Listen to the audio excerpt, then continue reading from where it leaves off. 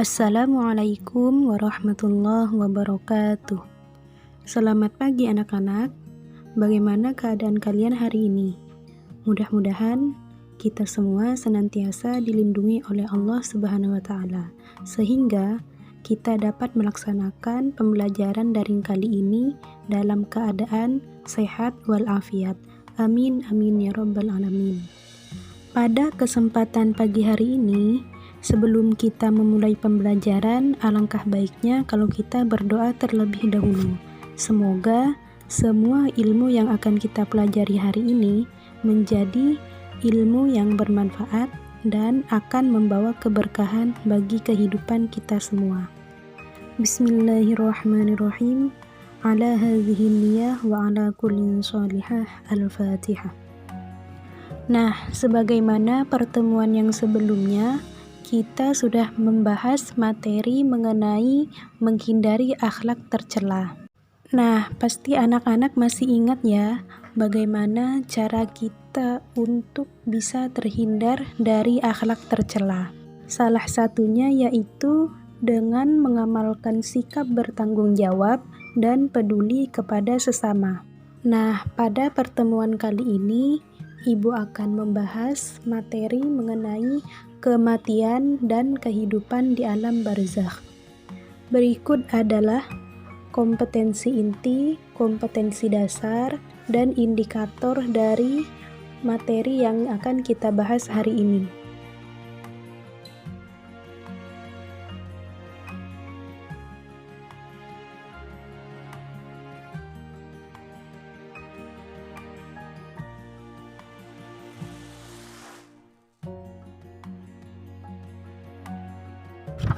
Yang pertama yang akan kita bahas yaitu kematian. Setiap makhluk hidup pasti merasakan kematian. Baik itu tumbuhan, hewan, jin, syaitan, dan juga manusia. Pasti semua makhluk hidup yang ada di muka bumi ini pasti merasakan kematian. Sebagaimana Allah Subhanahu wa taala telah berfirman dalam Quran surah Al-Ankabut ayat 57. Kullu nafsin dha'iqatul maut tsumma ilayna turja'un. Setiap yang berjiwa pasti merasakan kematian. Kemudian mereka akan kembali kepada Allah. Kematian bisa datang kapan saja dan di mana saja. Tidak ada yang bisa menghentikannya karena kematian adalah ketetapan dari Allah untuk setiap makhluk hidupnya.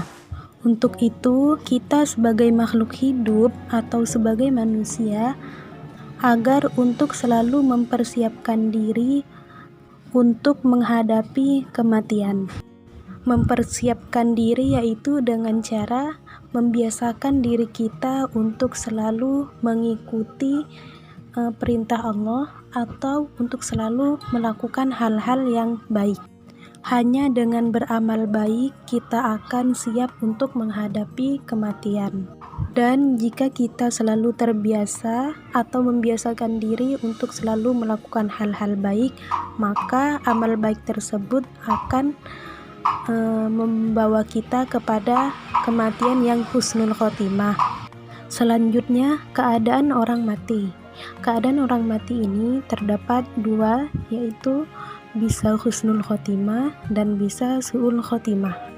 Husnul khotimah adalah orang yang meninggal dalam keadaan baik, sedangkan su'ul khotimah adalah orang yang meninggal dalam keadaan buruk.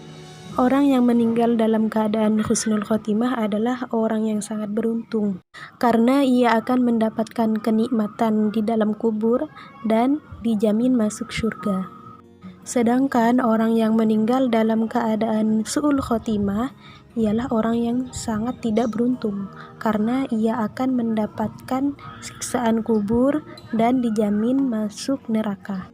Sebagaimana firman Allah dalam Quran surah Ali Imran ayat 102 tentang orang yang meninggal dalam keadaan husnul khotimah, yang artinya adalah, hai orang-orang yang beriman, bertakwalah kepada Allah sebenar-benarnya takwa kepadanya, dan janganlah sekali-kali kamu mati melainkan dalam keadaan beragama Islam. Tanda-tanda orang yang meninggal dalam keadaan husnul khotimah diantaranya yaitu mengucapkan kalimat tauhid menjelang ajal. Selanjutnya meninggal di jalan Allah, meninggal dalam keadaan sabar ketika ditimpa penyakit TBC, sakit perut, radang, atau ditimpa seperti penyakit yang sekarang ini yaitu penyakit COVID. Meninggal dalam keadaan beramal soleh, meninggal pada malam atau hari Jumat, dan meninggal karena mempertahankan harta dari perampokan atau pembegalan. Bagaimana cara kita untuk mendapatkan husnul khotimah? Nah, upaya yang dilakukan untuk mendapatkan husnul khotimah diantaranya yaitu melakukan ketaatan kepada Allah, berdoa kepada Allah, dan sungguh-sungguh agar meninggal dalam keadaan husnul khotimah. Selain berdoa kepada Allah, kita juga harus berusaha untuk selalu memperbaiki diri, baik lahir maupun batin. Selanjutnya, tanda-tanda orang meninggal dalam keadaan su'ul khotimah diantaranya yaitu sulit dibimbing untuk mengucapkan kalimat tauhid, sering melalaikan sholat, suka mengkonsumsi khamar, dan lain sebagainya.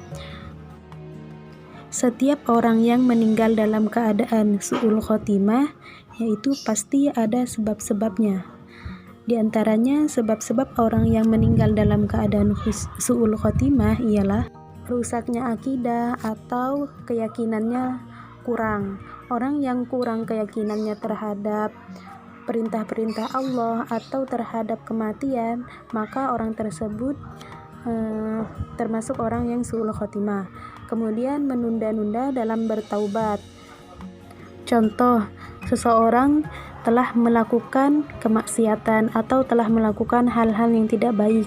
Kemudian ia tahu kalau hal itu tidak baik, maka ia sadar untuk bertaubat. Namun, taubat yang ia lakukan ditunda karena pekerjaan yang lebih penting menurut dia. Maka hal tersebut bisa menjadi sebab dari su'ul khotimah. Materi yang selanjutnya yaitu alam barzakh atau bisa disebut alam kubur. Setiap ruh manusia yang sudah meninggal pasti itu ditempatkan di alam barzakh atau alam kubur. Apa itu alam barzakh?